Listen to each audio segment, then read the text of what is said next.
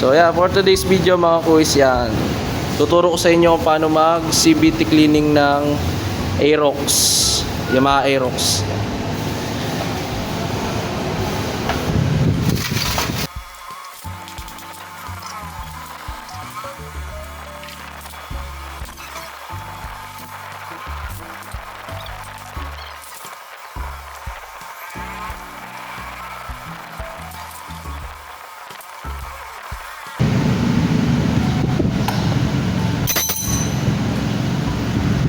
Kaya mga kuys, tatanggalin nyo yung dalawang bolt dito ng airbox. Yung dalawa yan. Dalawang ganito yon.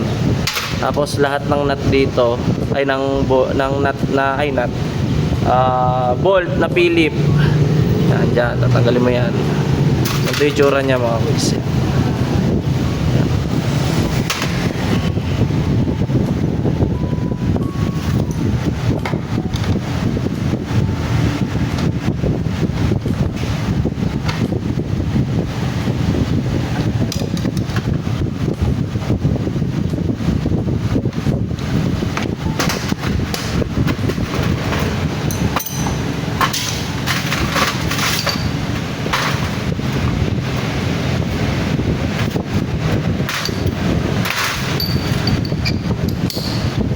Gagamit kayo dito ng 8mm.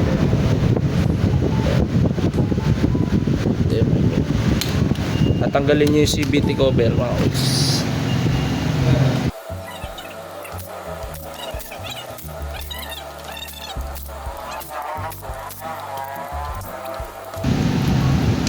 Yan, tapos tanggalin niya mga kuys yan. Isa lang naman to na sukat kaya hindi kayo malilito dyan mga kuys. Tapos pag mahigpit, gumamit kayo ng rubber mallet pag hindi nyo matanggal.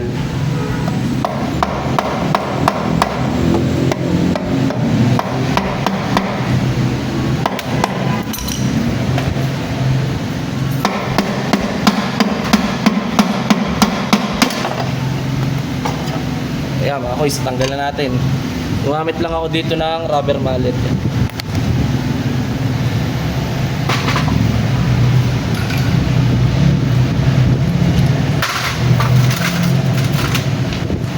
Tapos dito mga kuys yan, sa drive face gagamit kayo ng 17mm sa akin. Dito.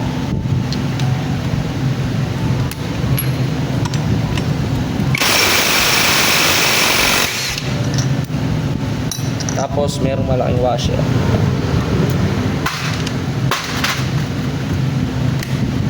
Tapos may drive sa clutch bell naman, gagamit kayo ng 24mm sa akin.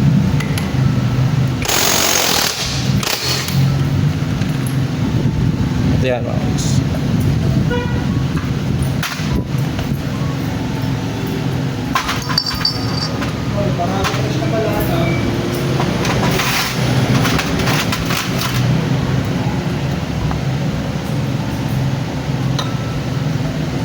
Drive base. Tapos may washer yan dito mga kuys. Yan. Then itong clutch assist sa torque drive. Then itong pulley set mga kuys. Pulley set. Yan. Tapos yun, may slider tayo na laglag. Tanggalin nyo itong slider dito sa back plate. Yan. Tapos may mga roller weights yan. Yan.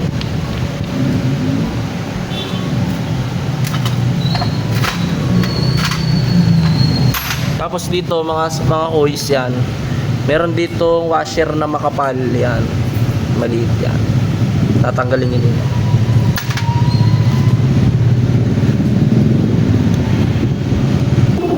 So ayan, napaklas natin mga kuys. Tatanggalin ko lang tong clutch assist. Then pagkatapos nyan mga kuys, hugasan na natin.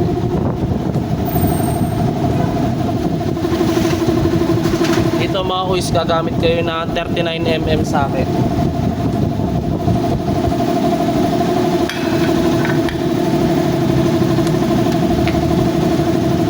Tapos hawakan nyo to kasi tatalsik to gawa ng center spring.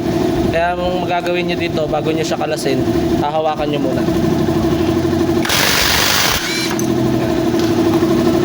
Tapos nyo, ito na yung 39mm na.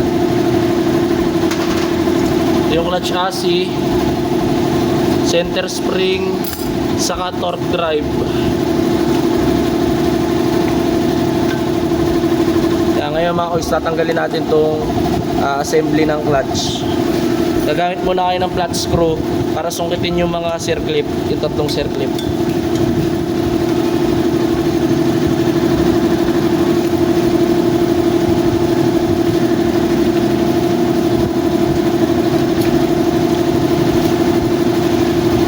Ito yung tatlong circlip mga kois. Tapos dito sa clutch plate, itaktak nyo lang to, matatanggal na to mga kois.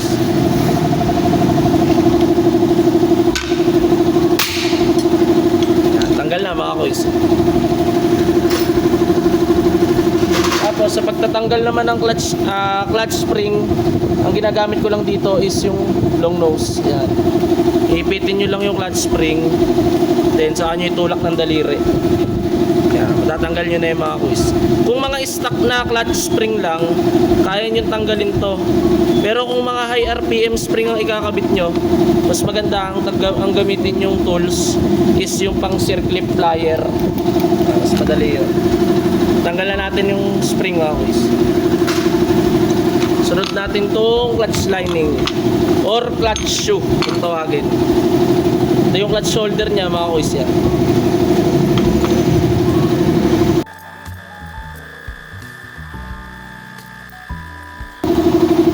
So yan mga kuis, update ko kayo mamaya.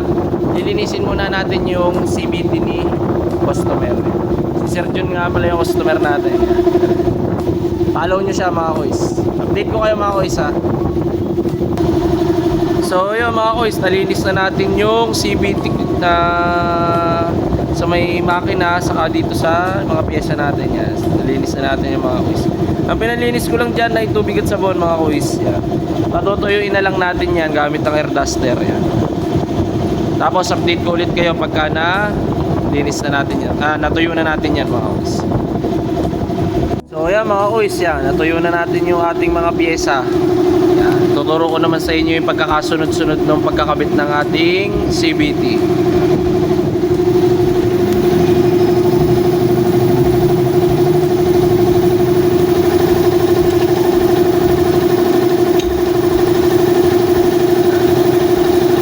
Una yung gagawin kuis mga kuis, yan, lagyan nyo ng grasa itong shafting.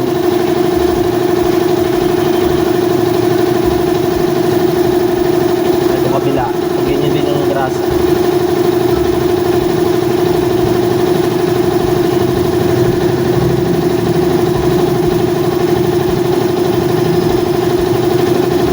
Mas maganda kung gagamit kayo ng grasa yung gantong high temp mga kuis yan.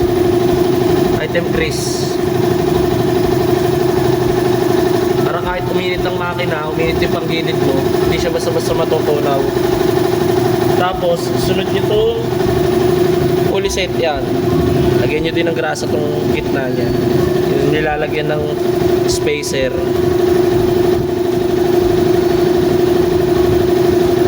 Tapos sunod nyo itong mga roller weights. Yan, papansin nyo mga kuis, yung pinaka plastic nito, kung ano yung mas makapal, yun yung sa left side ang pwesto. Bawa yan, ito yung pinaka makapal, dito siya sa left side. Yan, left side yan. Hanapin nyo lang din, ito yung makapal sa left side yan.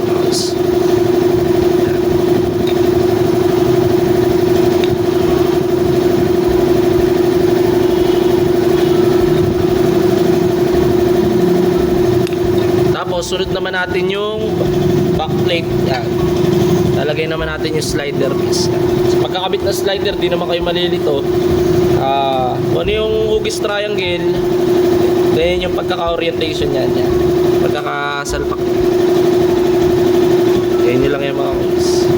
Tapos saka nyo siya ilagay dito sa fully set. Yan. Tapos isunod nyo yung spacer.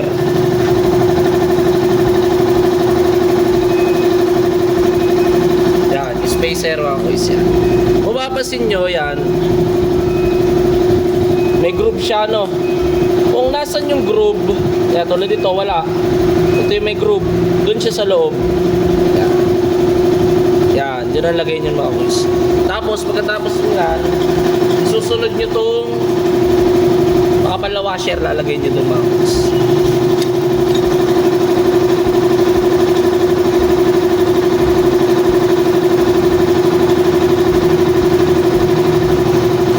Sa paglalagay naman ng washer mga boys, yan, yung makinis na bahagi, yung bandang makinis, yan, ito yung makinis mga boys, yan, malabo lang eh. Yan yung makinis. Doon yan sa loob. Makinis. Tapos isunod nyo tong pulley set. Tapos dito tayo sa clutch holder. Lagyan nyo din ng grasa tong clutch holder, yung pinaposte. Yan. Konting grasa lang ilagay nyo mga boys. Lagyan nyo lang siya ng grasa.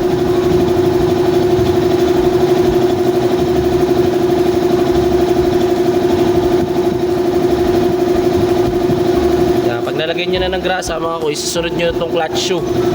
Yan, clutch shoe. Pasok nyo lang yan mga kuys.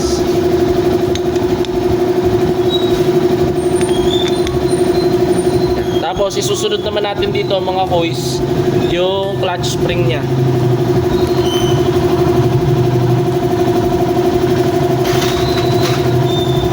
Ito mga kuys. Yan, sa pwesto naman na spring mga kuys, yan. Tapasin nyo, ito yung spring. Yung maiksing side to, laging dito sa dulo nyo ilalagay yan mga kuys. Yan, ganyan yan.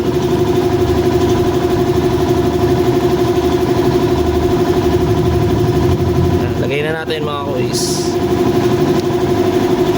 Then gagamit din ulit kayo ng long nose. Sa pagkakabit mga kuys yan, iipitin nyo lang tong bandang bahagi ng spring. Then saan nyo siya pupush. Yan, ipapasok nyo na yan.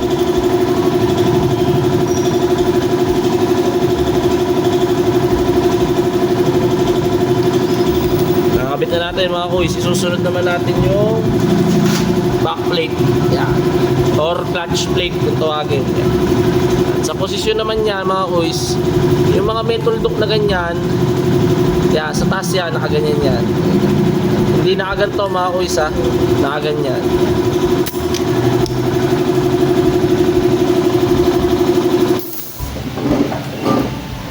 Tapos gagamit kayo ng rubber mallet yan, para mailapat nyo ng ayos yung clutch plate nya.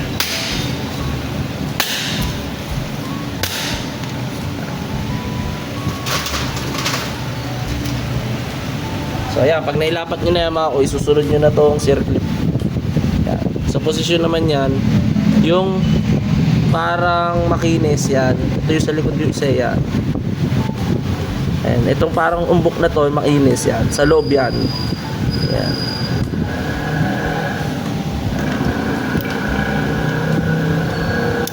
Yan, lagay na natin mga kuys.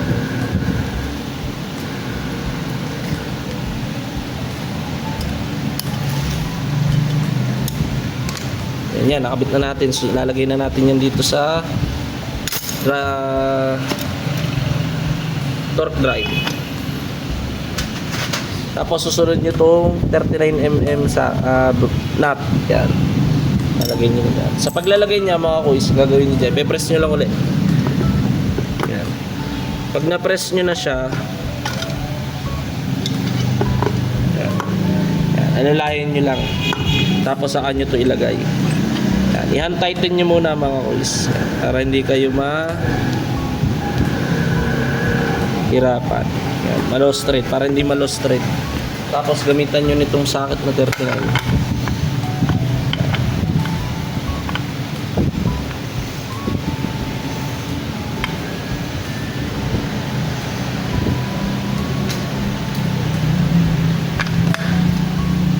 Tapos gamit kayo ng impact.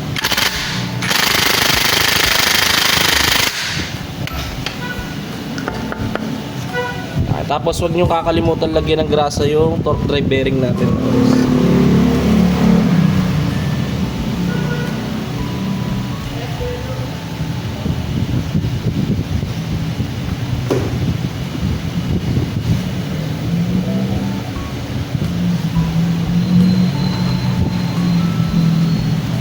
Tapos punasan nyo yung excess grease. Yan. Kailangan walang excess grease yun.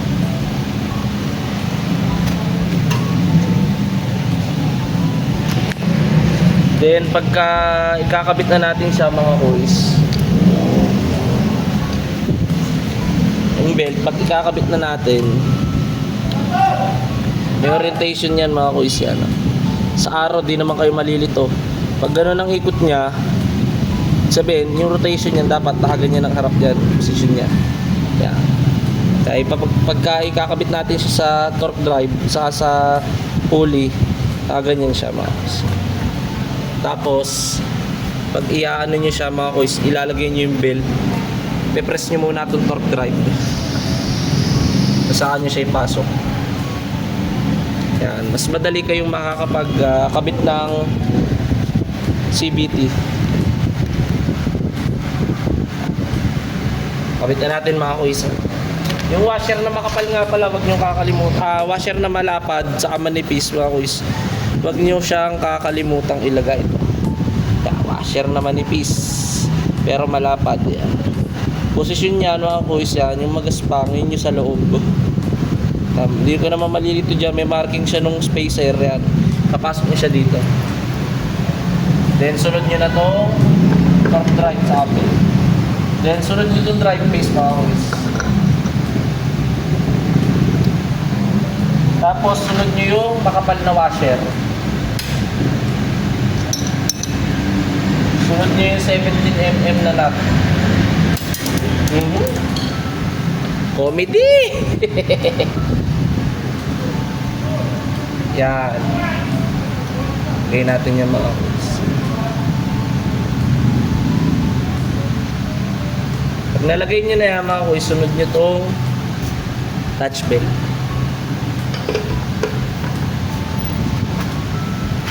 Tapos yung nut niya mga kuys.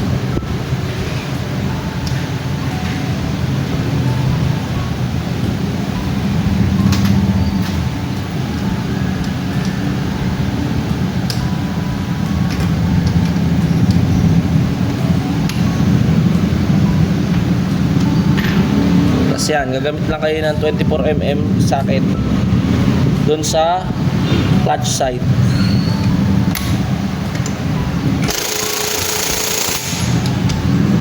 Then 17mm socket sa drive face.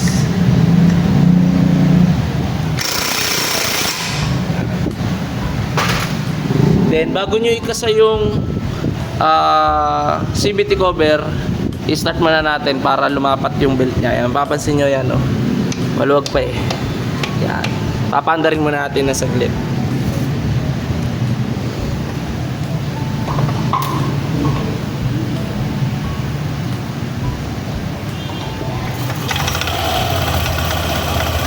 Yan. Mapapansin nyo mga kuys, yan, medyo mapagpag kasi bago yung belt ni customer, nagpalit siya ng bagong belt. Yan, ito yung luma niya mga kuys. Yung luma niya, may mga bitak-bitak na yan. Pag okay na, umandar na mga kuys, patay na natin. Saka natin ikakabit to mga kuys yan. Antayin nyo lang mga kuys, tutuyuin ko lang ng konti to, medyo basa pa eh. So ayan mga kuys, tutuyo na natin. Lalagyan na natin ng grease yung bearing niya. Lalagyan nyo ito ng grease mga kuys yan. Konting grease lang. Saka itong dowel pin lalagyan nyo. Huwag nyo kakalimutan lagyan to. Para pag nagugut ulit kayo, hindi siya stack up, yung mabilis lang siyang tanggalin. Lagyan na natin doon mga kuys.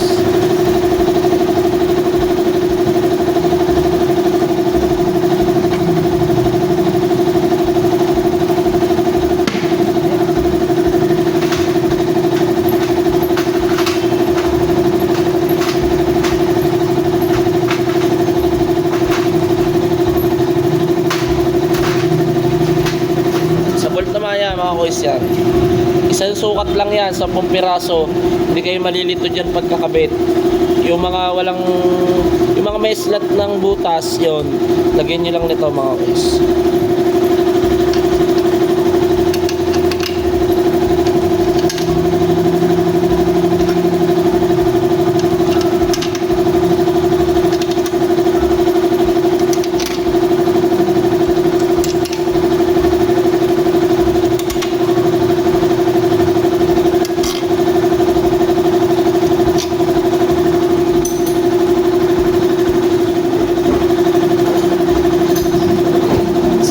kayo ng 8mm.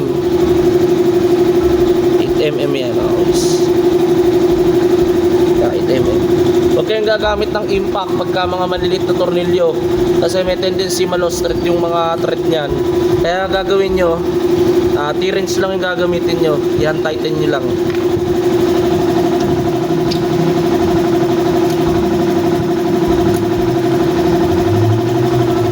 Tapos sa pag-iigpit mga kuys, kailangan criss-cross pattern yung gagawin nyo para yung pagkakapantay ng crankcase nya is dapat ng maigi.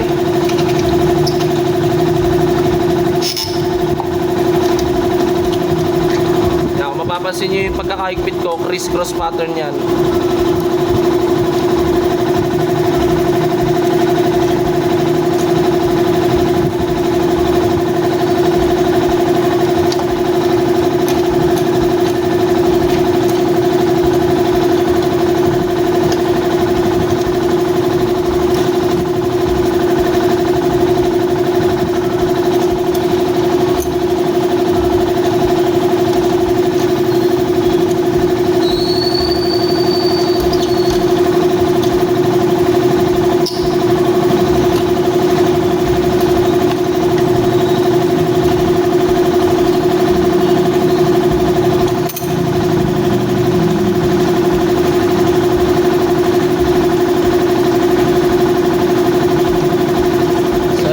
Isunod naman natin tong cover ng CVT yan.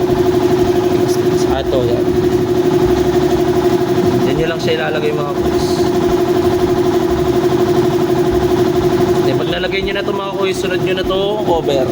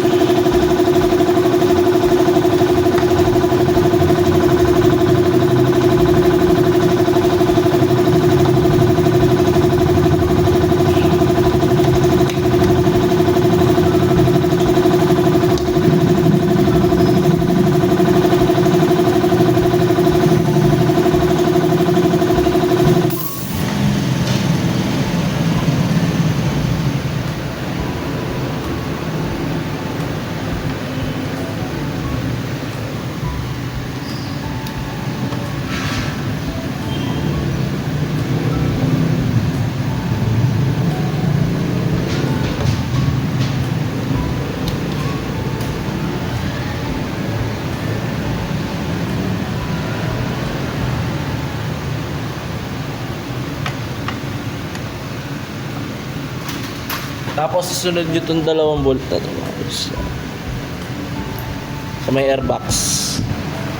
Yung siya nakalagay mga kuys. Saka doon yung sa dulo.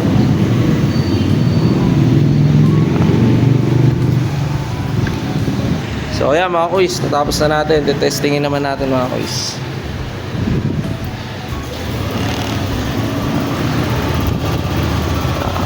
Smooth na smooth pa rin ang panggilid ni customer yan. Alagang-alaga niya. So ayun, kung nagustuhan nyo yung aking video mga kuys, pakipollow naman ang aking Facebook page saka ang aking YouTube channel mga kuys. Salamat ng marami.